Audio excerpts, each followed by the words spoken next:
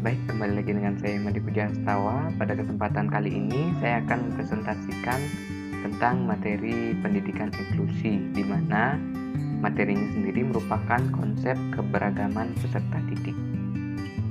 Baik, adapun beberapa materi yang akan saya bahas pada kesempatan kali ini, yaitu yang pertama pengertian keberagaman peserta didik, di mana materi ini mencakup keberagaman peserta didik pada kelas inklusif. Yang kedua, karakteristik PDBK atau peserta didik berkebutuhan khusus. Yang kedua yaitu indikator kualitas hidup peserta didik, di mana aspek ini mencakup 4 hal. Yang pertama, to live, to love, to play, dan to work. Baik, yang pertama yaitu pengertian keberagaman peserta didik.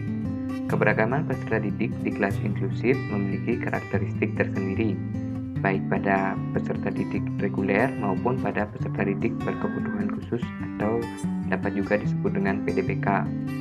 Keberadaan peserta didik PDBK dipayungi oleh Undang-Undang Dasar 1945 Pasal 31 Ayat 1, di mana dalam pasal tersebut menyatakan bahwa setiap warga negara berhak mendapatkan pendidikan, dan Ayat 2, setiap warga negara wajib mengikuti pendidikan dasar dan pemerintah wajib membiayainya.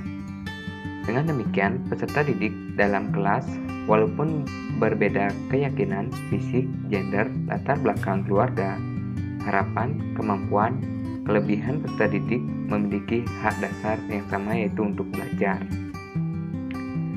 Selanjutnya, implementasi di kelas.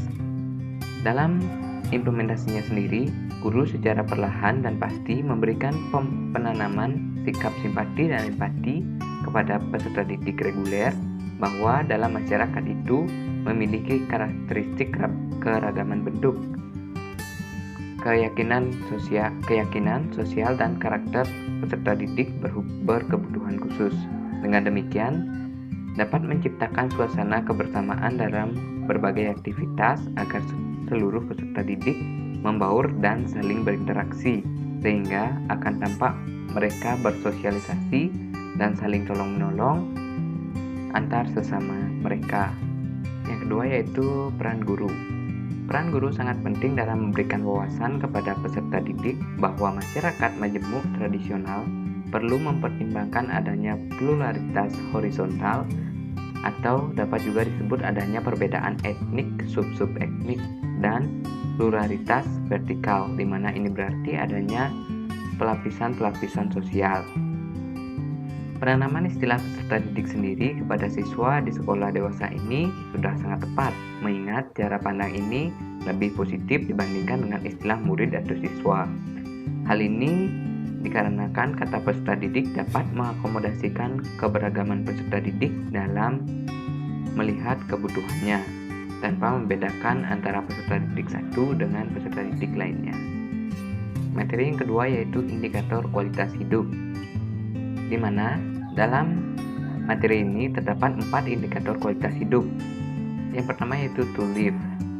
Setiap peserta didik di sekolah inklusif memiliki hak untuk hidup dan mengembangkan potensi dirinya, di mana di sini tanpa terhalangi atau dibatasi oleh kondisi atau hambatan yang dimilikinya. Peserta didik berkebutuhan khusus di sekolah inklusif tidak boleh dibiarkan hanya sebagai pelengkap kuota kelas inklusif. Namun, keberadaan peserta didik di kelas inklusif harus menjadi tantangan bagi para guru atau oknum pendidik atau pengajar untuk berkreativitas dalam mengembangkan layanan pembelajaran dan akomodatif agar membantu mereka dalam mengembangkan dirinya.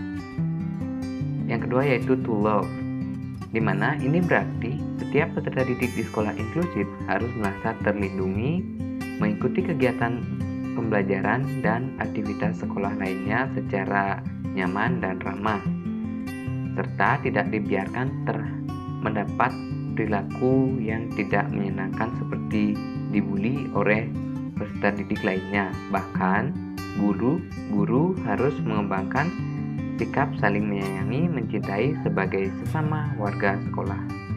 Yang ketiga yaitu to play, di mana ini berarti setiap peserta didik di sekolah harus memperoleh kesempatan yang sama untuk mengikuti aktivitas belajar secara aktif dan bermain di sekolah.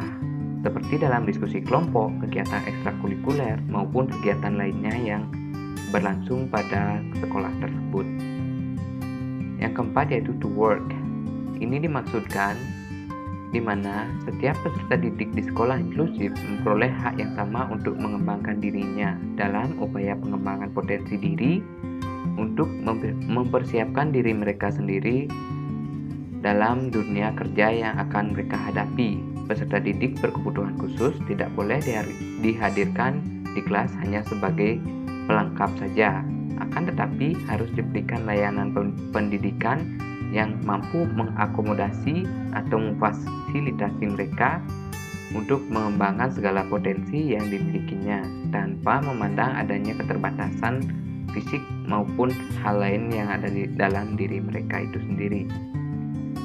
Baik, demikianlah pemaparan materi yang dapat saya sampaikan. Apabila ada salah kata atau salah ucap, saya mohon maaf yang sebesar-besarnya, dan kita ketemu lagi di video berikut.